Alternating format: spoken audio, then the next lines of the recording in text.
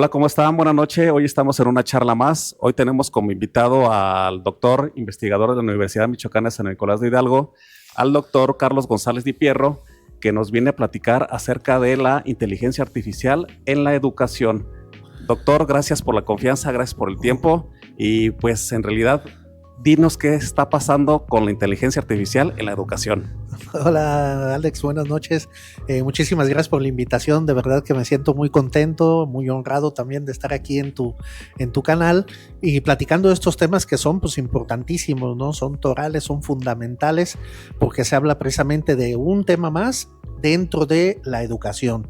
Qué bueno que lo dijiste así con sus letras, porque yo no me considero un experto en inteligencia artificial, pero de lo que venimos a hablar es precisamente, como bien lo mencionabas, de cómo inciden la inteligencia artificial, como igual ocurrió en su momento con el boom de las grandes de las tecnologías de la información y la comunicación, ¿no? El internet, y todo, ha habido una serie de cambios paradigmáticos en la educación muy importantes, desde que la educación es educación, desde los comienzos de los grandes filósofos, ¿no? Presocráticos y después los clásicos, etcétera, que eran educadores también, y ha habido siempre cambios, ¿no? Brincos generacionales muy importantes, y estamos en presencia de uno de los más importantes, podríamos decir, y claro, no sabemos también lo que nos depare, ¿verdad? Pero estamos en presencia de uno de los cambios más fuertes paradigmáticos en educación, que es precisamente el uso de la inteligencia artificial. Así que, pues muchísimas gracias, y la verdad me siento muy agradecido de comentar aquí estas cuestiones. Así es, doctor, porque por ejemplo, como dices tú, se puede equiparar como la revolución industrial, como un hito en la historia de la humanidad. Y qué bueno que lo estamos viendo. Empezó a raíz de los 90s, empezó esta situación a investigarse de por cómo se podría manipular o cómo se podría gestar toda esta que ahora conocemos como la inteligencia artificial. Entonces, ¿cómo permea, cómo lo podemos aplicar a la educación, doctor? Así es, precisamente es lo que comentaba, ¿no? Este es el verdadero reto, ¿no? Ahora, en ese momento es el verdadero reto de la educación del siglo XXI. Y cuando hablo de reto, hablo pues de todos los factores que inciden en educación, es decir, pues sí, claro, los docentes, las docentes, las instituciones educativas, toda la política educativa, ¿verdad? De una nación, la política educativa mundial, sí, por supuesto.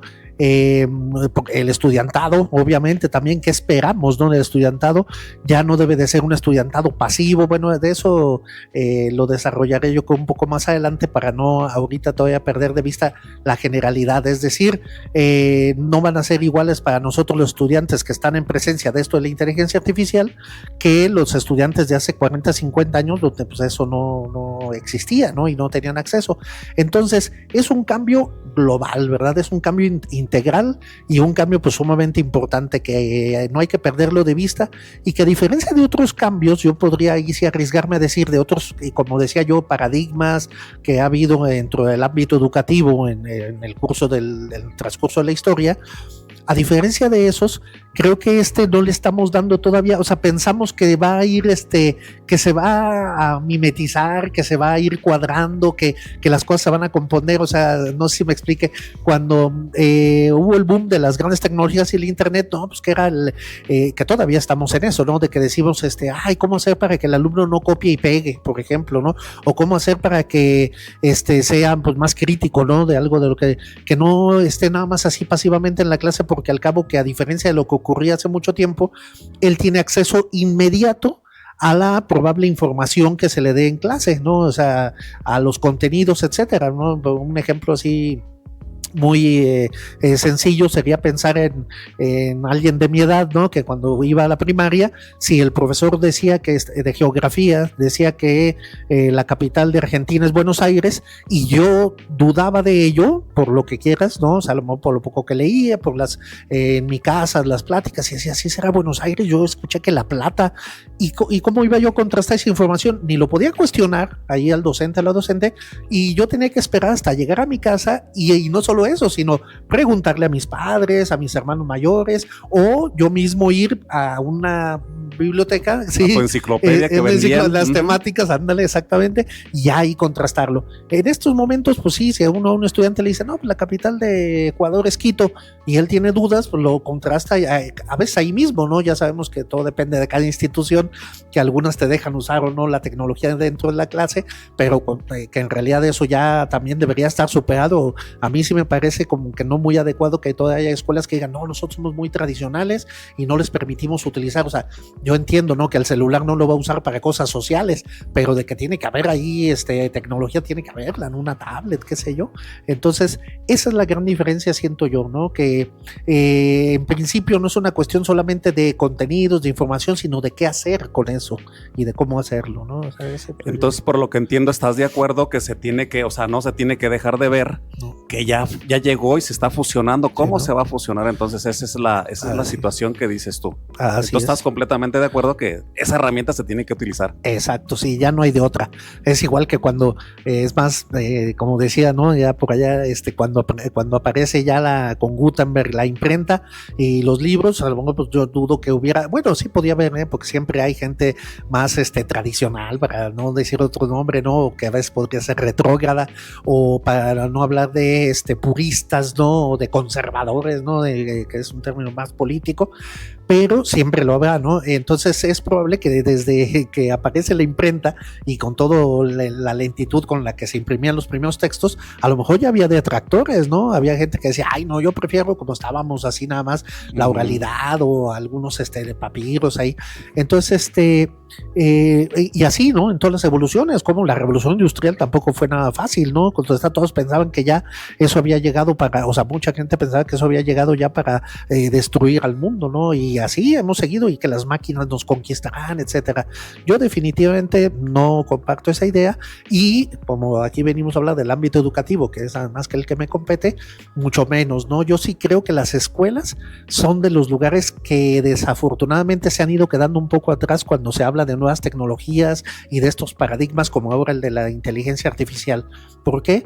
Porque si tú ves la evolución, por ejemplo, en materia de la distribución de la música, ¿no? Uno dice, oye, si en este momento reviviera Mozart y viera cómo su música, bueno, hace unos años decíamos cómo una ópera de él podría caber en un disco, ¿no? Es decir, una cosa redonda, no, ahora ya ni siquiera, ¿no? No, luego decirnos una USB, mira, aquí están todas tus sinfonías, ¿cómo es posible?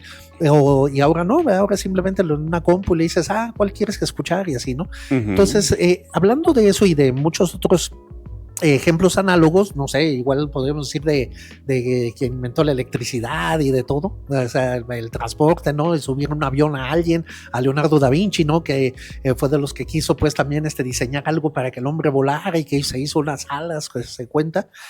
A todos ellos pues sería algo así impresionante, ¿no? Dirían que cómo es posible. Pero fíjate, en el ámbito educativo, y lo recuerdo que esto nos lo dijo un profesor que tuve en el doctorado, me dice, si se fijan, sigue siendo esencialmente lo mismo. Ahora, por eso digo que ahora muy probablemente estamos en un parteaguas, pero con una herramienta que sirve para la educación, que es en este caso es la inteligencia artificial, como en su momento Internet y así. Pero si tú te fijas, las aulas de clase esencialmente sigue siendo lo mismo, o sea, un tipo ahí parado que según es el que tiene el conocimiento y que se los va a transmitir a los otros que están ahí, que porque apenas están creciendo y madurando, dependiendo del nivel educativo que sea. Entonces sigue siendo esencialmente lo mismo que hacían Aristóteles y Sócrates y Platón con sus discípulos, ¿no? Liceo, digamos así, ándale, a lo mejor no estamos, bueno, pero también nos salimos al jardín, iba a decir, no estamos haciendo una piedra sentado, pero casi, ¿no? O sea, no hay unos cambios sustanciales.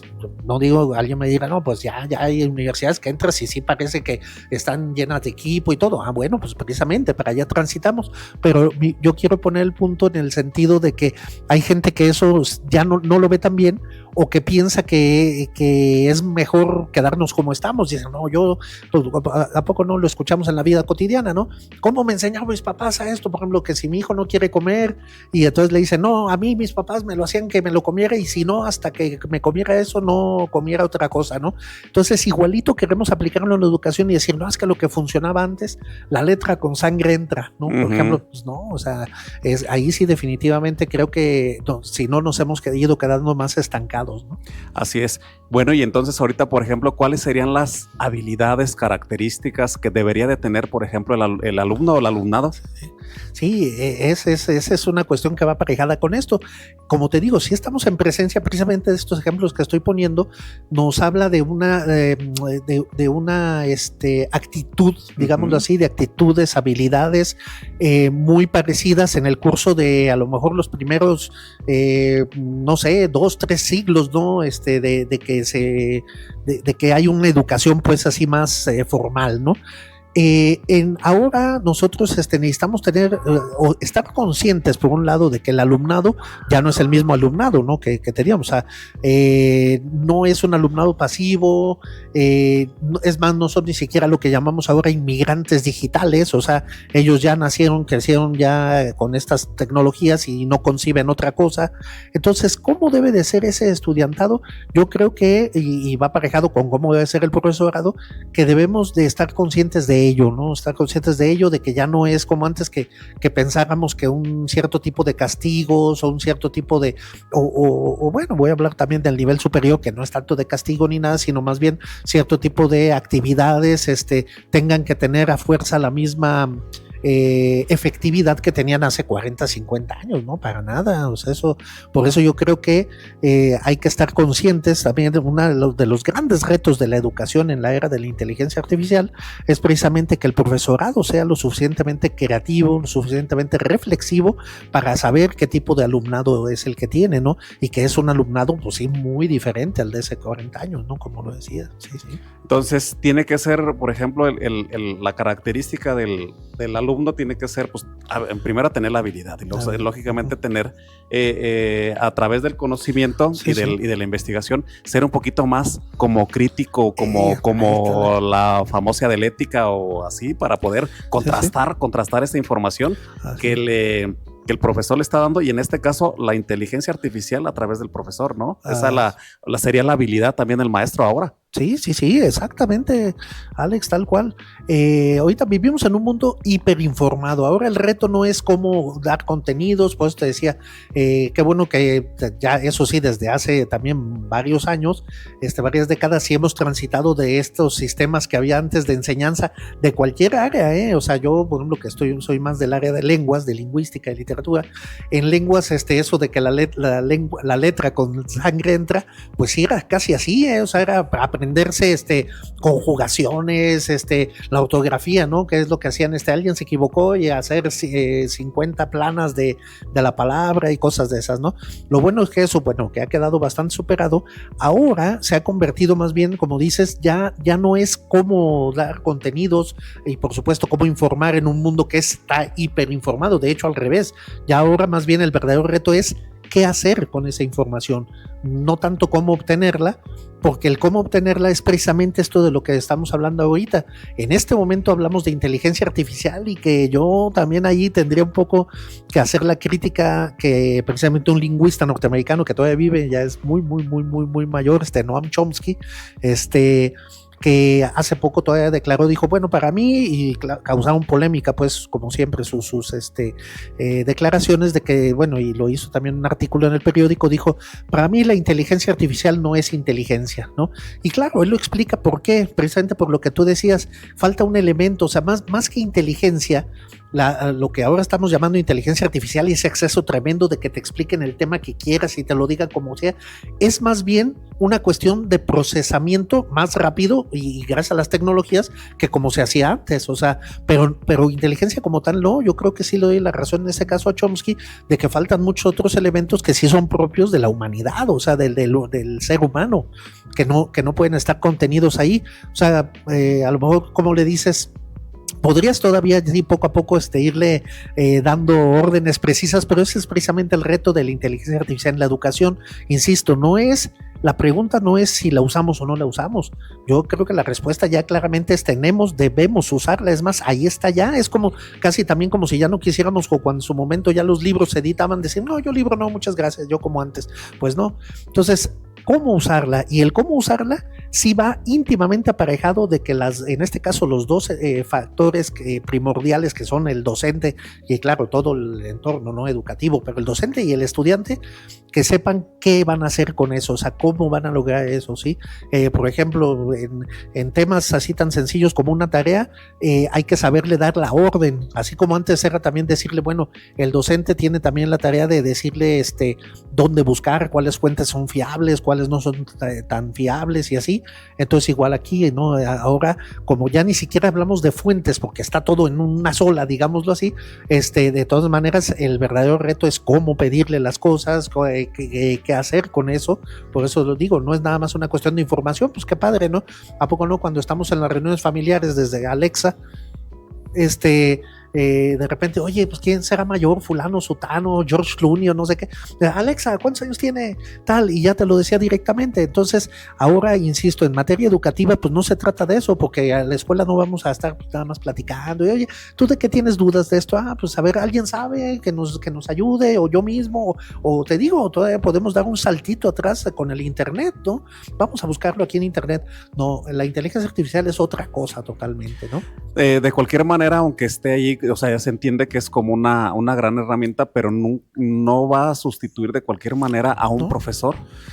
Tiene que haber una guía, tiene que haber, de cualquier manera, vamos a tomarlo en una situación, pues tú eres abogado, por ejemplo, en los bufetes de abogados, todo lo pueden a través del GPTI, sí es así, es o bueno, chat, sí. Entonces lo pueden bajar y toda esa onda, pero no deja de pasar por las manos, ahora sí que del verdadero abogado, que ahora sí que se vuelve a regresar a la antigua. Sí.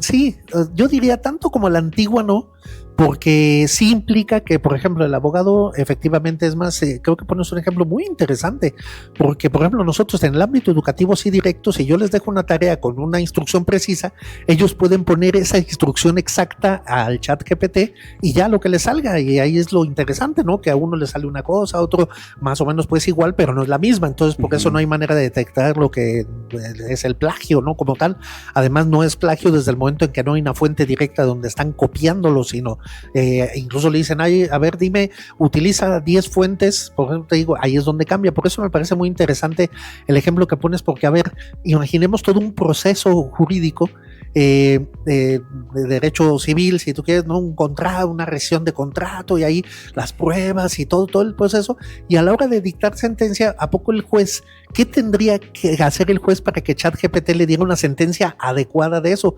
Yo lo veo todavía actualmente dificilísimo, porque tendría que darle claro, no, a lo mejor me estoy viendo también antiguo porque digo, pues esa es la inteligencia artificial, entonces a lo mejor si la fuimos alimentando desde todo el proceso, pues puede ser que, oye, pues ya díctame la sentencia, y la dicta, ¿no? Y muy probablemente sí va a dictar una sentencia, pero ahí es donde yo digo, coincido contigo en que el elemento humano sigue siendo importante y sigue faltando, y ya ha habido ejemplos, hay gente que aunque confíe plenamente en la inteligencia artificial, sí ha tenido, es más, no voy a hablar para precisamente ser congruente con esto de errores, porque a lo mejor no existen los errores como tales, sino de cosas no adecuadas. Aquí ese es el reto, que tú dices, no, ok, no cometió ningún error, pero eso no es lo que el profesor quiere valorar en este trabajo, ¿no? Entonces sí, pues lo trataste muy bonito, pero no, yo no estoy viendo dónde está la crítica que yo quería, o así, porque a lo mejor la máquina pues tampoco dio para eso, ¿no? Sí, el análisis como tal.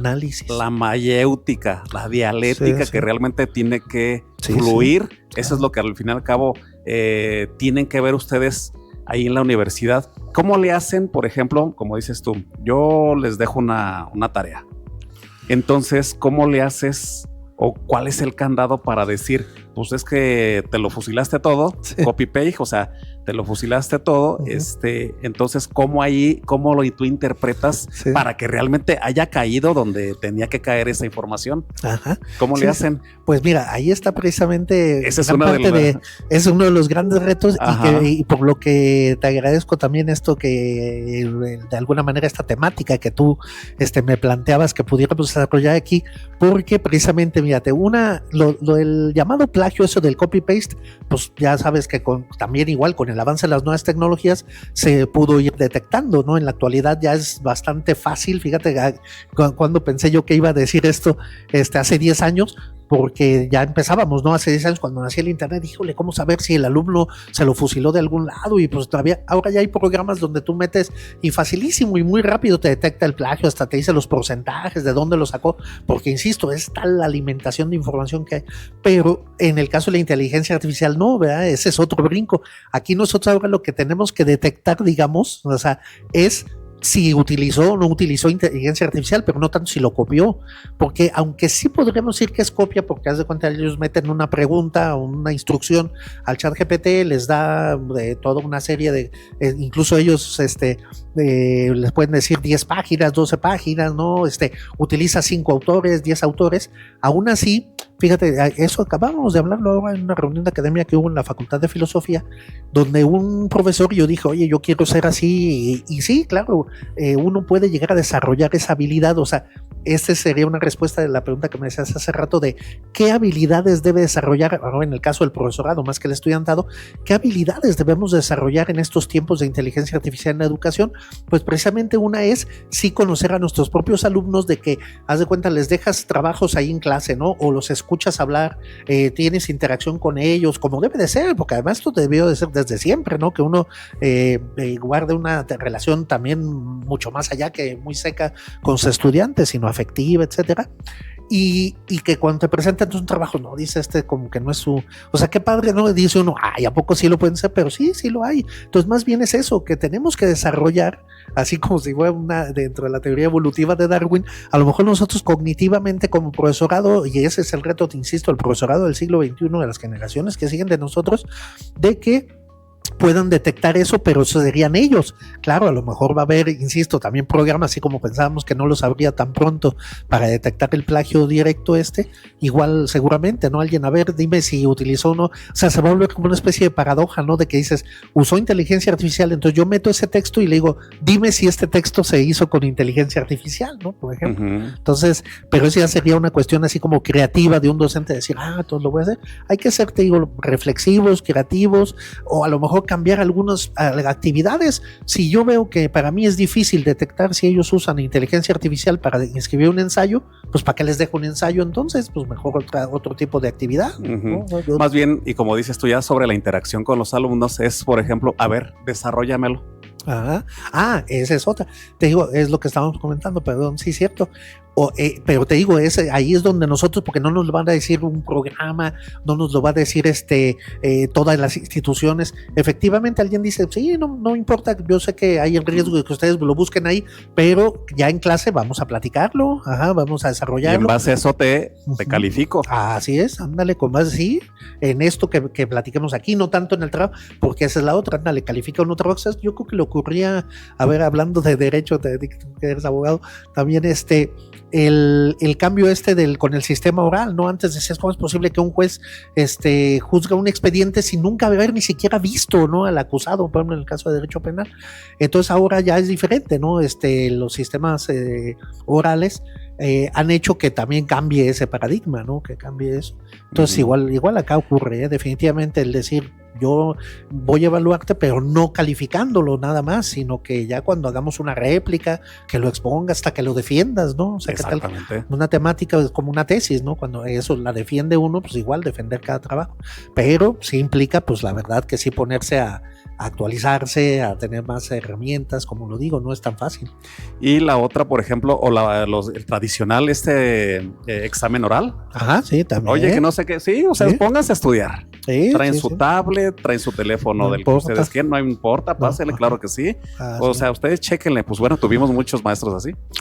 Pueden sacar libro, pueden sacar los libros que quieran y todo eso anda ratito. Nada más, es examen oral. Sí.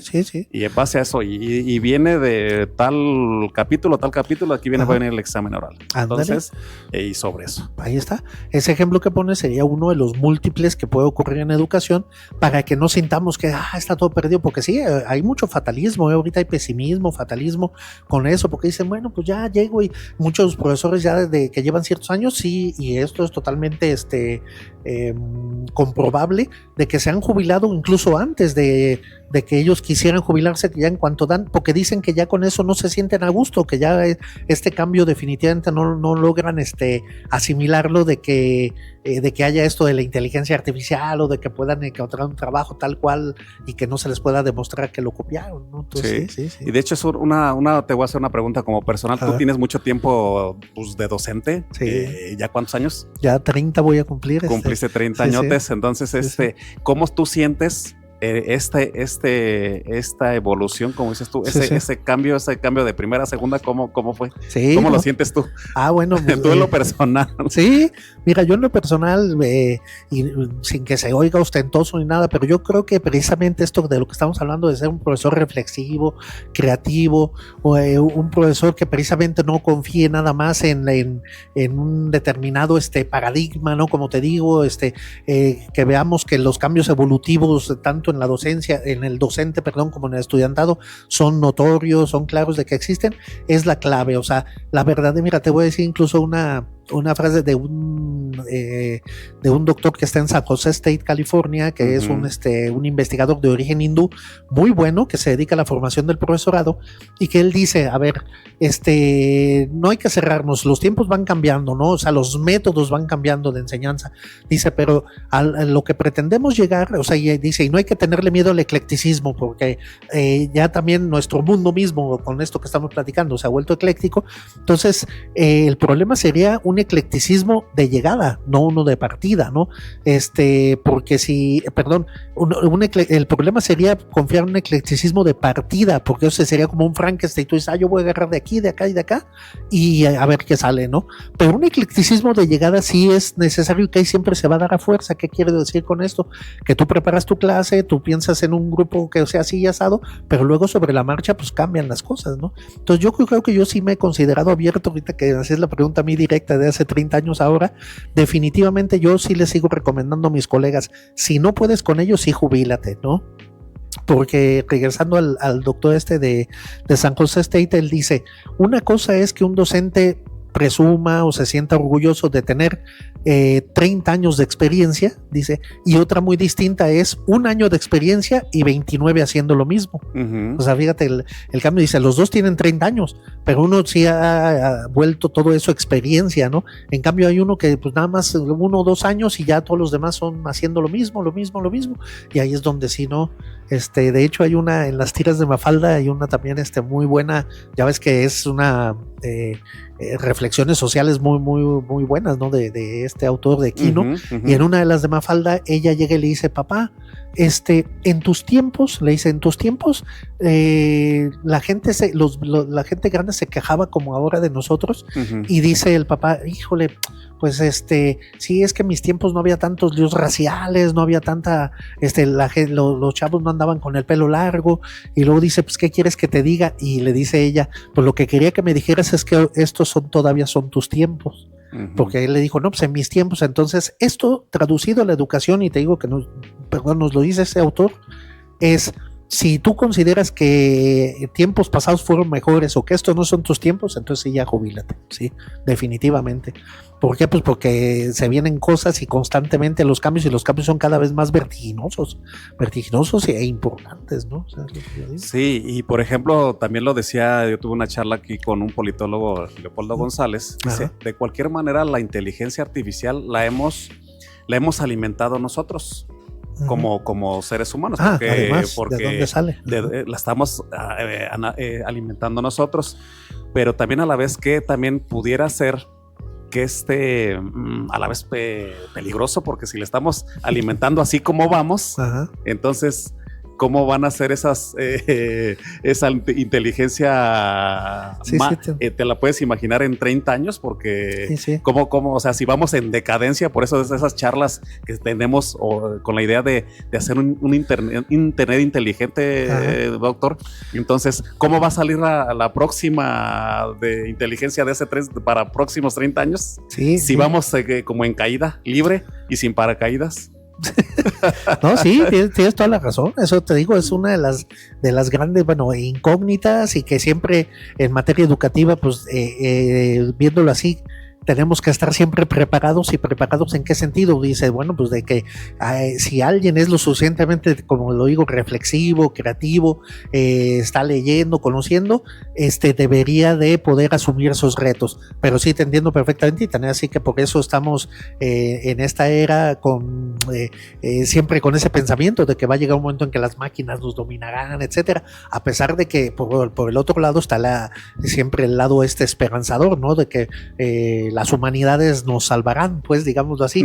¿Y por qué lo digo con esas palabras de la humanidad nos salvarán? Precisamente por lo que tú mismo comentaste. Esto es nada más una cuestión de rapidez, de procesamiento, pero todavía faltan muchos elementos para que puedan sustituir precisamente esa sensibilidad, ¿no? Que tienen las humanidades. Exactamente. Entonces, por lo pronto, los profesores todavía no van a erradicarse ni se van a jubilar o no va a haber va a seguir habiendo profesores de hoy en adelante, o sea, seguirá más bien. Sí, todavía si no los pueden así sustituir en ese sentido que nada más la inteligencia artificial, pues sí, no, porque efectivamente, y esto sí lo podemos retomar desde teorías educativas anteriores, ¿no? Como bueno, hubo autores como Jean Piaget, ¿no? Con su constructivismo, o Lev Vygotsky, que podríamos decir que siguen siendo aplicables sus teorías, aunque ellos no sabían a lo que íbamos a llegar con esto de la inteligencia artificial, pero sí en esto de precisamente la construcción del conocimiento. Otra vez, si nosotros regresáramos a que creamos que el conocimiento nada más es información, entonces sí, a lo mejor dices, pues ya para qué quieren maestros, pero a ver, ¿quién les puede decir cuál es por ejemplo, el orden ideal, ¿no? Para abordar unos... Es más, por eso te digo, con las humanidades hay un ejemplo todavía más claro, la literatura. A lo mejor gracias a la inteligencia artificial podemos conocer perfectamente la historia de la literatura y bastante bien como la clasificación de la literatura, sí, pero la literatura como tal, o sea, nosotros decimos que la literatura no se enseña, o sea, la literatura se vive, se percibe, o sea, ¿cómo vamos a decirle cuáles son los libros ideales para cada persona? Tú te gusta mucho leer y te apuesto que lees cosas muy diferentes a las que yo leo y leemos cosas diferentes a las que otros amigos leen, podemos recomendarnos libros, etcétera, es como todo. Entonces eso está en el humanismo. Es más, bueno, supe también que aquí, porque sigo tu canal, entrevistaste también de manera muy interesante a un pintor, alguien que se dedica al arte, a la expresión visual, ¿no?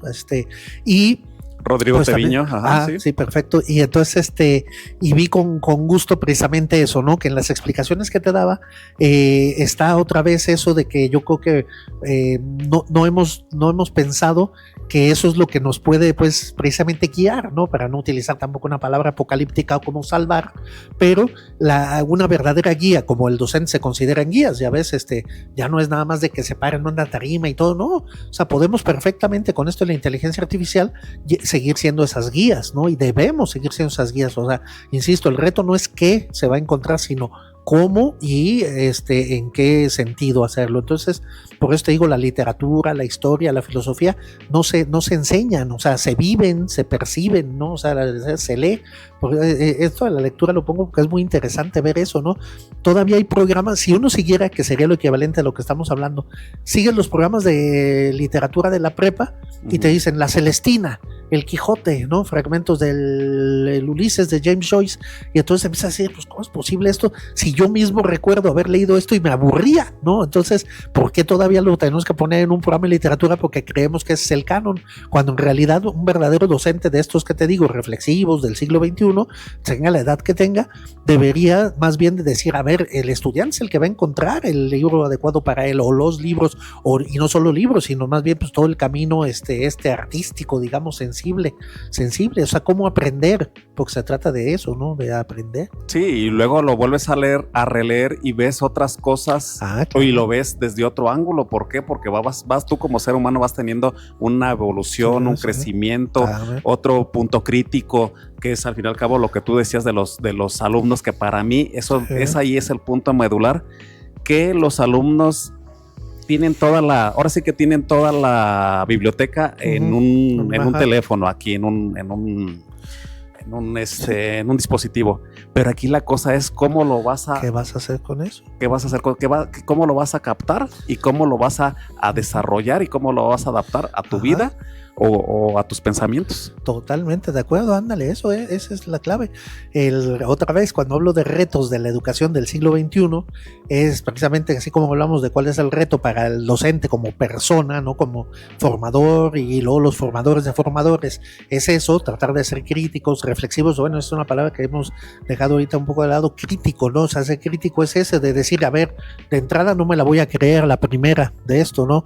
De entrada voy a criticarlo de tal manera esto otro, y así, ¿no? Entonces, así como ese es el reto, también en el caso de la información, digamos, de los contenidos, ese es el reto, qué hacer con esa información, porque ya de que tenemos acceso a todo lo que queramos informativo y de contenido, pues ahí está, eso es un hecho. Pero entonces, ¿qué es lo que vas a hacer con eso? ¿Sí? Porque a fin de cuentas la escuela siempre ha sido eso, ¿no? Es una especie pues de jerarquización, ¿no? Del conocimiento, que por eso hay gente que le gusta más las ciencias exactas, más las ciencias naturales, más las ciencias sociales, y eso pues es totalmente válido porque somos diferentes. Fíjate, ahorita retomando rápidamente te voy a decir un ejemplo que considero todavía, hoy en la mañana lo citaba porque hoy tuvimos un evento en la universidad, no exactamente de inteligencia artificial, pero sí hablábamos de pensamiento crítico y pensamiento complejo en la formación del docente, y yo les ponía como ejemplo, fíjate, algo que no debe de asustarnos, insisto, retomar las cosas, porque a veces hay docentes que dicen, no, entonces las nuevas tecnologías y ya nada más las nuevas tecnologías, y no contrastamos información, como te digo, no criticamos, no vemos lo que sí puede funcionar. Es más, cosas tan elementales en las que no nos fijamos, como el de que cada grupo es diferente, o sea, que siempre la respuesta, si alguien dice, oye, ¿tú cómo das clase o cómo abordas tus clases? Siempre la mejor respuesta será depende. ¿Por qué depende? Depende de qué. ¿Cómo va a ser lo mismo una clase de biología que una de geografía, que una de química, que una de filosofía o que una de historia? ¿Cómo va a ser lo mismo un grupo de 5 estudiantes que un grupo de 10 o de 20 o como por allá en una prepa donde estuvimos 50, sí, ¿no? Un grupo de 50. Ajá. Sí, o sea, entonces, ¿cómo va a ser lo mismo un nivel preescolar que primaria que secundaria? Entonces, eso es lo primero, ¿no? Que tenemos que ser conscientes, insisto, de estas diferencias. ¿Y sabes quién? En mi concepto, y por eso lo decía yo en la mañana, y dije, y no, que no dé miedo, pues, digamos, decirlo a la crítica de alguien que aparentemente sí ha sido también bastante criticada porque ha sido malentendida en mi concepto, que para mí tenía estas ideas muy, muy claras y que en la actualidad tiene la misma vigencia y aplicabilidad, María Montessori. Uh-huh. María Montessori, fíjate, estamos hablando de principios del siglo 20, ¿no? Fines del 19, uh-huh. Ella tenía claro, por ejemplo, lo primero que tenía claro es que no todos somos iguales. Ella basaba todos sus conocimientos en la observación, todo observaba y anotaba, por eso es lo que me gusta a mí, ¿no? Que yo tuve acceso allá en Italia precisamente a unas anotaciones de Montessori muy interesantes, que por ejemplo te voy a decir una de ellas, que parece, fíjate, hoy en la mañana lo decía con unas palabras, parece como una perugrollada que es una cosa así muy simple, muy sencilla, ¿no? Parece como decir, pues algo, ¿no? Por ejemplo, el agua fría, pues es helada, ¿no? O no sé, o sea, cosas muy obvias parece. Uh-huh. Pero el hecho de que Montessori, por ejemplo, observara que los niños no todos aprendían al mismo tiempo y tenían la misma edad, más o menos, ¿no? Uh-huh. A abrocharse las agujetas, a amarrarse las agujetas. Entonces, ella decía, yo estoy viendo que en los kinderes así normales, digamos, cuando no aplicaban el método de ella, le decían, el día de hoy nos toca abrocharnos las agujetas. A ver, atención, la analogía vamos haciéndola igualito en la prepa o en la universidad. Ya el hecho de que llegues, y esa es una primera cuestión interesante, ¿por qué? ¿Quién dijo que los conocimientos van seriados en ese orden? Y luego, ¿quién dijo que llega el maestro, ¿no? Y si los alumnos se sientan, por ejemplo, fíjate, imagínate un grupo de secundaria, ¿no? Todos sentados y el maestro llega y los ve. Todos que hacen ahí, están de manera pasiva esperando que se les diga qué hacer. En cambio, por ejemplo, acá Montessori decía, no, el niño ya empieza, él quiere aprender, todos somos deseos de aprender. Entonces, en esto de las agujetas, se dio cuenta de que pues no todos tenemos la misma madurez, igual todos aprendimos a hablar a la misma edad, pues no, o sea, funciones tan naturales como esas, o el caminar, que sí requiere de un acompañamiento, que sería tipo el del docente, a lo mejor si a un niño no le enseñas a caminar, pero va a aprender a caminar probablemente, ¿no? O sea, como otros animales no humanos, aprenderá a caminar, pero a lo mejor más tardado. Entonces, esas mismas analogías son perfectamente aplicables a esto. Ella vio que no todos se lo tenían, y entonces le decían, no, tú mientras haces otra cosa, tú mañana, y así. En cambio, el profesorado de ese mismo nivel, que los ponía a todos a amarrarse las agujetas, le decía, se hace así, primero, pasen el nudo por acá, y no sé qué. Entonces los niños que no tenían la madurez para eso se desesperaban, se frustraban, y llegaban todos enojados a su casa, y a lo mejor papás todavía también tradicionalistas decían, pues póngase a hacerlo toda la tarde hasta que aprenda. Entonces a lo mejor sí aprendían, pero Montessori dijo algo muy sencillo, no era el momento en que tenía que aprender eso. Y si no era el momento, entonces ya eso lo va a marcar incluso en toda su vida.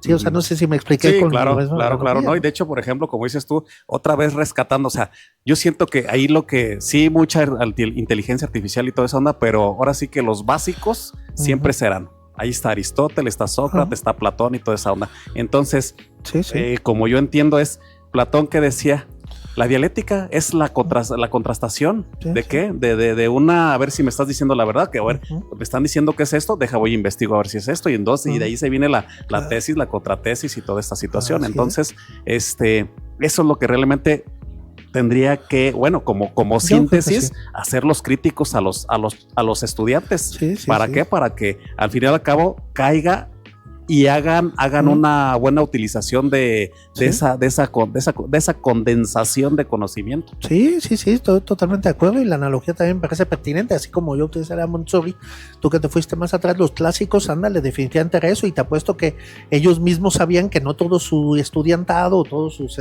discípulos pues eran iguales, pues no, entonces igual, fíjate, nosotros, yo en un grupo de 15 estudiantes a lo mejor, a 4 o 5 que voy conociéndolos, cómo son sus procesos mentales, pues sí les digo, no, aviéntatelo con inteligencia artificial, búscale así, o a ver, te digo, una actividad a lo mejor importante podría ser esa, a ver, ¿qué instrucción le darías tú a la inteligencia artificial para poder hacer un trabajo con estas características, o una tesis de estas características? Entonces ya desde ahí sí podríamos nosotros, digamos, evaluarlos, conocerlos, saber cómo son nuestro estudiantado, dependiendo de cómo elaboran esa instrucción, sí, o sea, y ya elaborar una instrucción no es cualquier cosa, ¿no? Requiere también de habilidades, pues, de redacción, de cognitivas, antes que nada, ¿no? O sea, dibújalo, sí, pues a ver, pero ¿cómo pues? O sea, o qué tipo de dibujo y así, ¿no? Entonces, creo que sí es muy, muy interesante esto. Fíjate que yo tengo una anécdota ahí en la facultad, que un maestro nos dijo, bueno, pónganse a estudiar el Código Civil. Pues órale. Entonces, como sabía que, pues, algunos no lo iban a estudiar, o qué sé yo, dice, no, ok, entonces, ¿no lo estudiaste al día siguiente? No, pues a ver, ¿qué entendiste del capítulo tal? Y así, no, pues no. Entonces, ok, vamos a hacerlo. Yo sé que de que lo van a leer. Nos hizo pasar todo el Código Civil a puño y letra. Oye, nomás.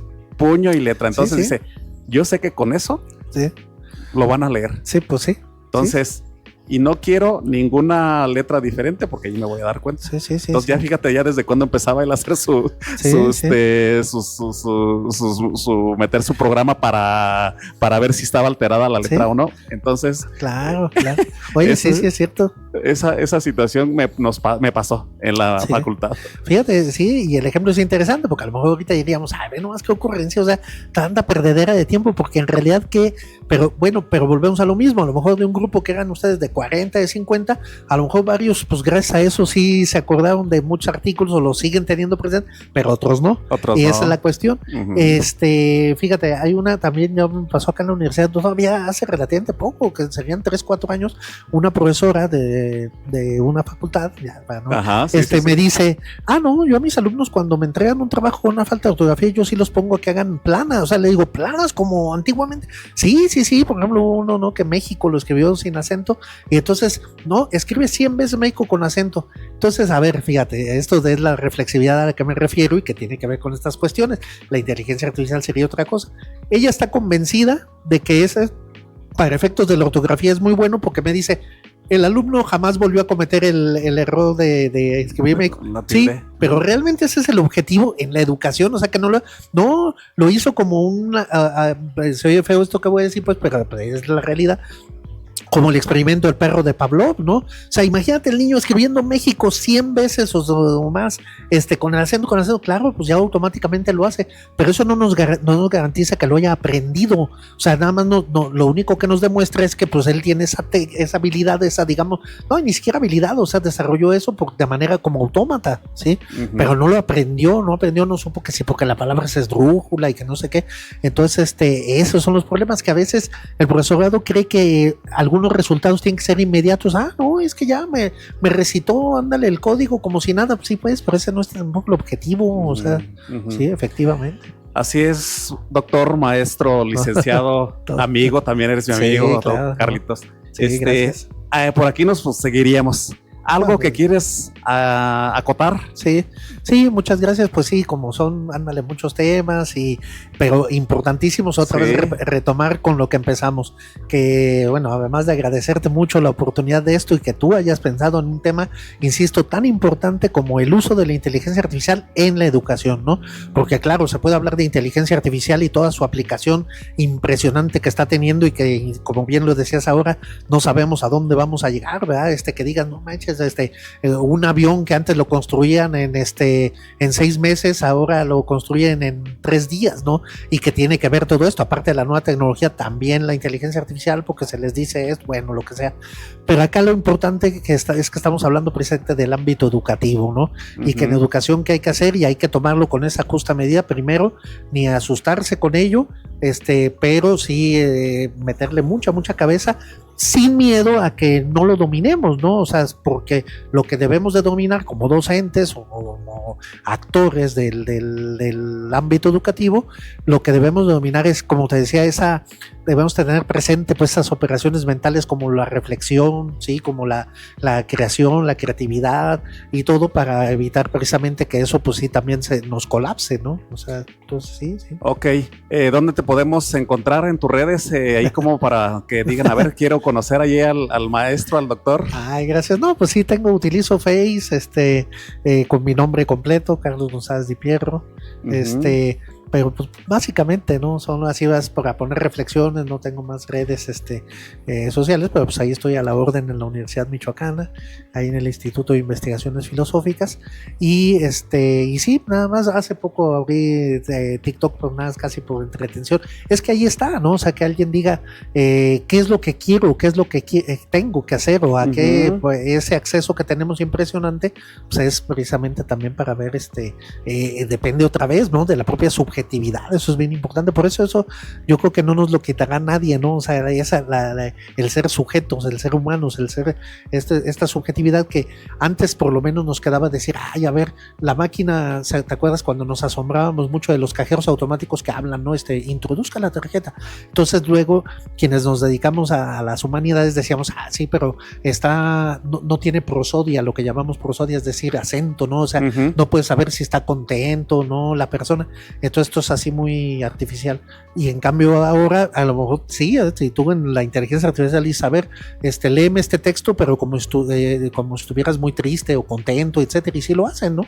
Pero insisto, entonces hay otras cosas dentro del ser humano que va a estar muy difícil que puedan ser suplantadas, ¿no? Muy exactamente, muy difícil, sí, porque quien lo alimentaba, decía el otro maestro, quien no somos nosotros. Ajá. Entonces, pero difícilmente, igual, también lo decía uno de los iniciadores, un alemán, Jürgen, creo que es uno de los iniciadores de la inteligencia artificial. Dice, eso fue en los 90 y tantos, 91 yo empecé, imagínate, 30 años, dice, y después de 30 años no sé cómo vaya a seguir esto. Dice, pero de que vamos a hacerlo, es un mundo cambiante, entonces, y nos tenemos que adaptar, él también decía. Sí, yo también creo que sí es una cuestión de esa, y esa adaptación, así como la misma analogía que se puede hacer en biología de la evolución, ¿no? De decir, sí, algunos animales tuvieron que salir patas porque nada más nadaban y luego ya no, o alas, y todos los estudios pues de Darwin de las Galápagos, pues obviamente también acá, ¿no? O sea, pero es una evolución así cognitiva, ¿no? Solo cognitiva que tenemos que